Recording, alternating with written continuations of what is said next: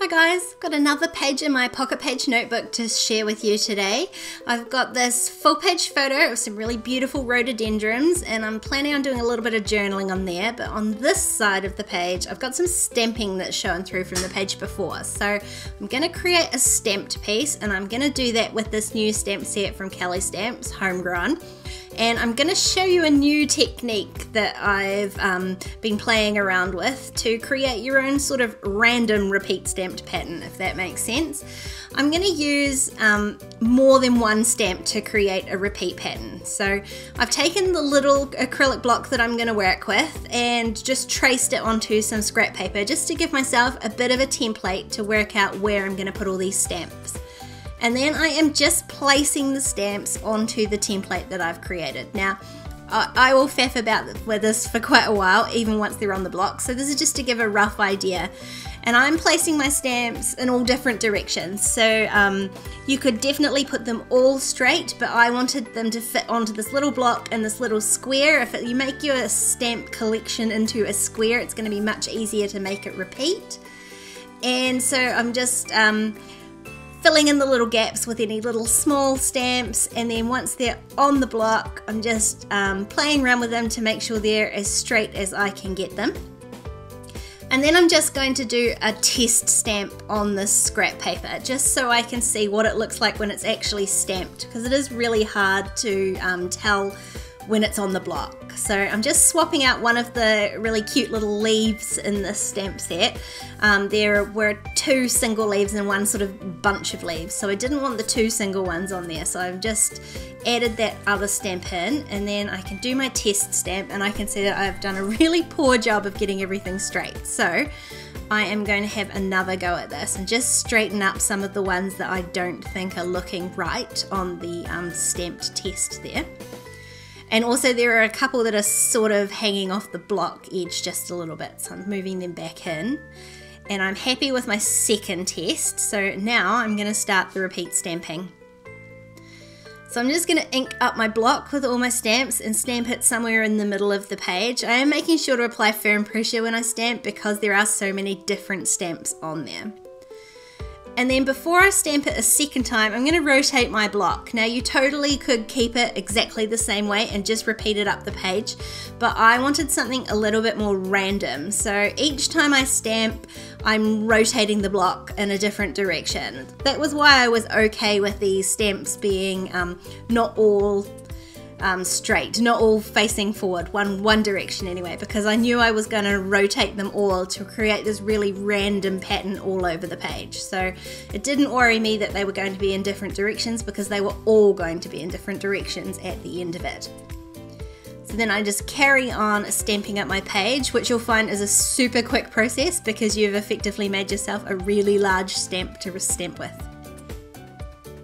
Once my piece is all finished, I'm going to line it up and stick that down to the left side of my page here. Tried a new technique and it worked not too badly. I lined it up to the bottom and then lifted it really gently and stuck a line of glue across the top, stuck that down, and then it meant it was straight so I could stick the other sides down before I trim off the excess. Might have to remember that trick because I always struggle to get these pieces on straight. No such problem with this side though, because that's going to go straight into the pocket side of my pocket page notebook. So I'm just going to trim it down. I always print these just slightly larger so that I can make sure I trim it exactly to size. Nothing worse than having your insert be too short.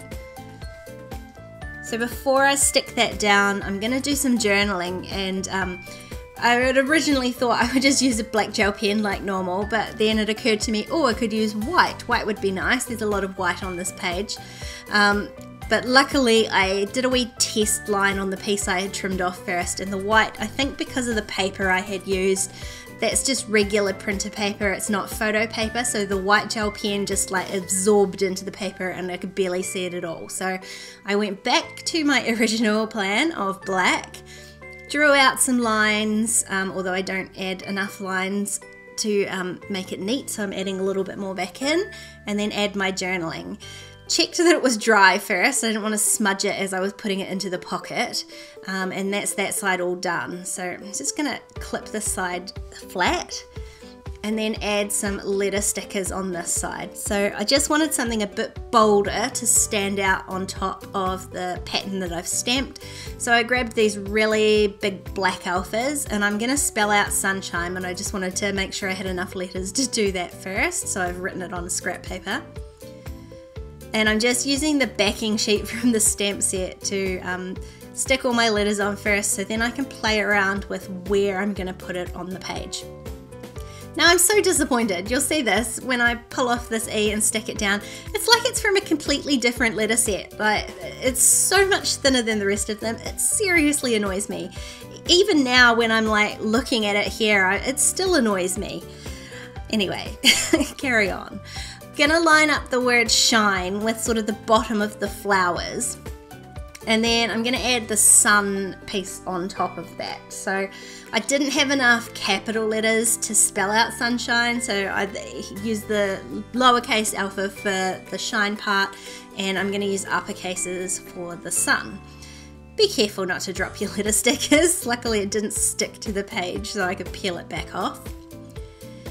And normally I would center it, but I really liked the look of the U sitting between the H and the I there, so I'm just aligning that much further to the left than I had originally thought.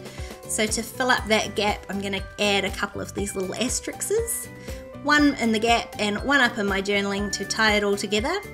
And that is that page all done. I really love this effect for the stamping, so I'm definitely going to give it another go, and I'd love to know if you try it as well, so please let me know in the comments if you do.